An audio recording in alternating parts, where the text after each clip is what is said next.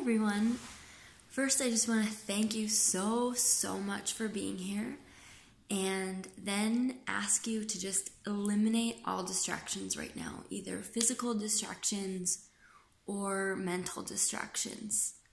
And I know if you have family and children running around, you can't always eliminate those distractions, but just do the best you can to listen up for a second, because I believe that God has a message for us today. And every single one of us struggles with fear, so I want to talk about that.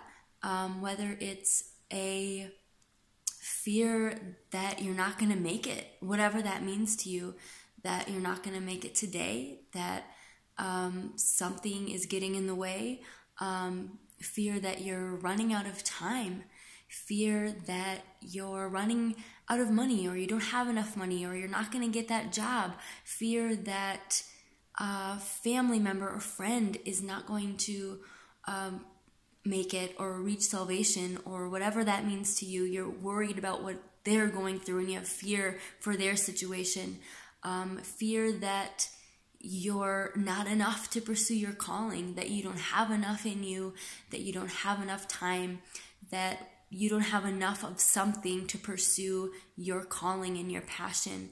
Fear that you maybe don't have the right image. Fear that your marriage is falling apart. Fear, if you're single, fear that you're not going to find the love of your life, that you're not going to find love. Fear that you're not going to be healed if you're sick. Fear that you're going to be alone forever. You're going to be sick forever. This lie that you're believing. Fear that no one will understand. Fear that you're going to miss your miracle. Whatever it is, if there's something or some situation or some circumstance in your life that you're believing, even if you're only sometimes believing that it's impossible, this is for you. I'm here to remind you today of who you are and who He is, and to just not forget. So, when fears come knocking, they're not only locked out, they're knocked out. So don't hide behind the door. Walk right over them.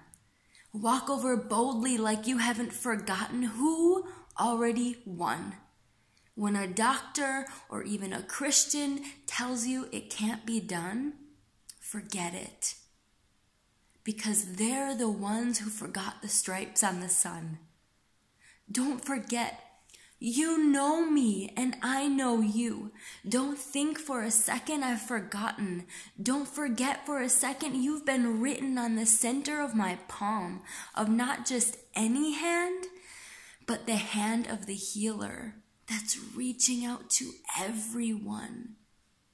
Anyone can touch me, but your faith changes everything. Like the woman who suffered 12 years, instantly healed when she merely touched my robe's garment, my robe's thread. And the crippled man couldn't walk until I said, "Rise up." And remember, Lazarus was no longer pronounced dead, and the 10 with leprosy couldn't find their way before me. And then, with only faith and mud, one man could finally see. Don't forget these stories. They're not just fallacies, they're my living word, and you're my living bodies, proof of all my prophecies. In the world of blinding disease, a few of you can still see. And I'm using you to inspire doubters to believe. You are my mustard seeds.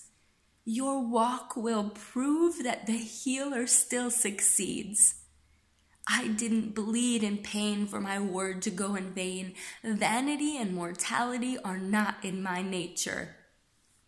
So when the world screams, "It's impossible," stare back, smile, and whisper, "That's right, world. It is for you." You're not the miracle worker, and I'm one of the few who hasn't forgotten who is.